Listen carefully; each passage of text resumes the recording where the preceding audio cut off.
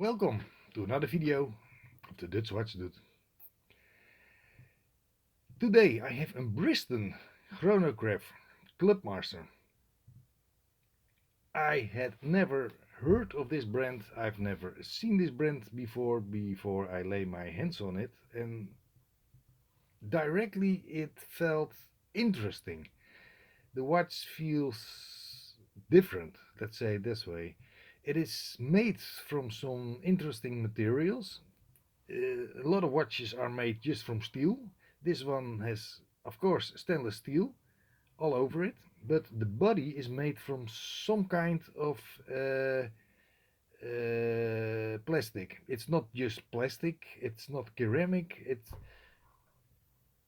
it's probably something with a name that is very hard to pronounce, but it's actually quite nice stuff. It feels nice, it looks nice, it is kind of classy. The brand Briston was completely new for me. I did some, well, research is a big word, but I used the almighty internet and found out Briston is founded by a French guy that is actually was actually working at Cartier.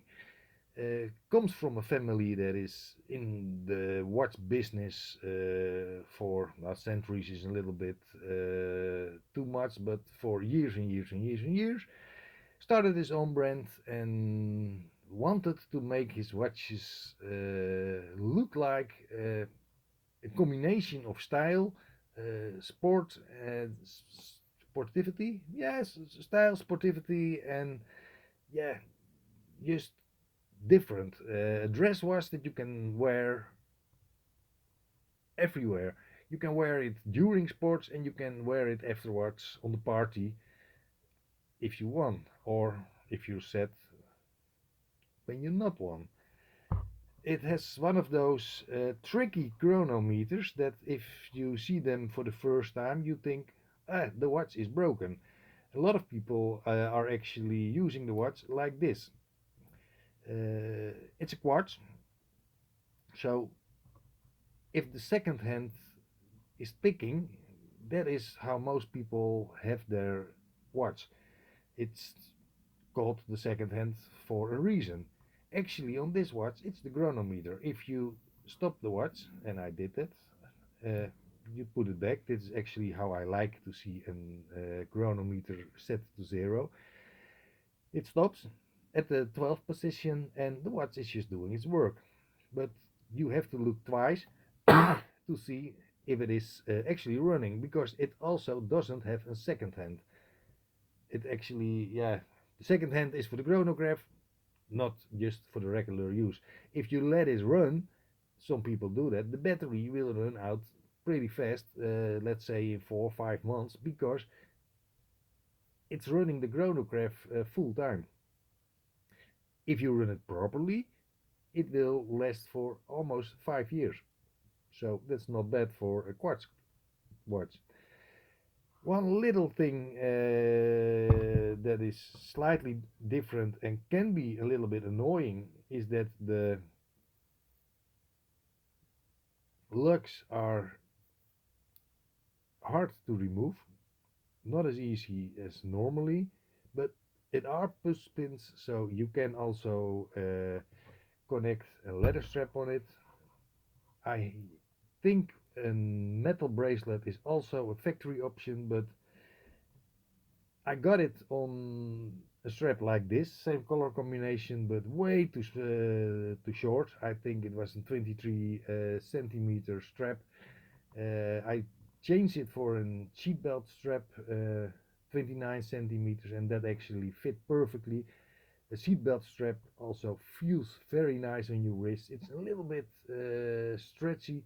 It's soft. It's nice. They are a lot more expensive than a regular NATO, but yeah, they wear very well. And on a watch like this, you should put a proper strap on it. And a NATO strap is, in my opinion, always the best option for a diving watch.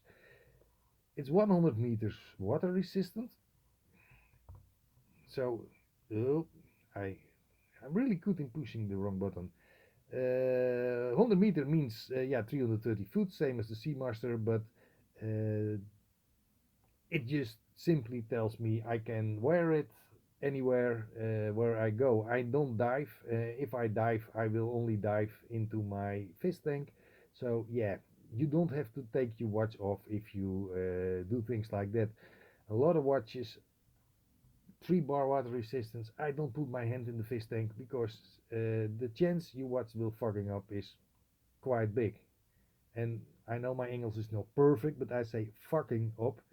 Fuck, misty stuff, and not the stuff, you know, when you normally F something up. Just to be clear. What can I tell you more? The dial is actually pretty gorgeous. It looks a little bit like it's made of more than one layer. If you look at the hour markets, the 12, the 2, the 4, the 8, and the 10, you can see if you tilt the dial a little bit that the underlayer is white and probably the numbers are cut out of the black dial.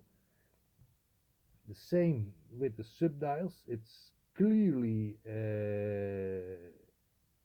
lower than the main dial.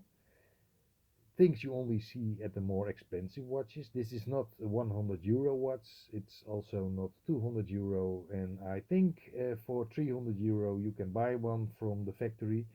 I'm not exactly sure how much they are. I bought this watch from the local marketplace for €20. It was not running and it needed some special battery. The seller told me. I thought by myself, how special can a battery be? Well, the battery was not special at all, but yeah, it was not one of those batteries you buy in a carton, 10 batteries for €1. It's a 927 or 972. I don't remember, but it's a battery that you can buy for €2, so nothing special at all. And as you see, it's running perfectly. I could not find any videos at all about this watch on the internet, so this is the main reason I putting this one on. It also, as you can, yeah, you can see the crown is marked. It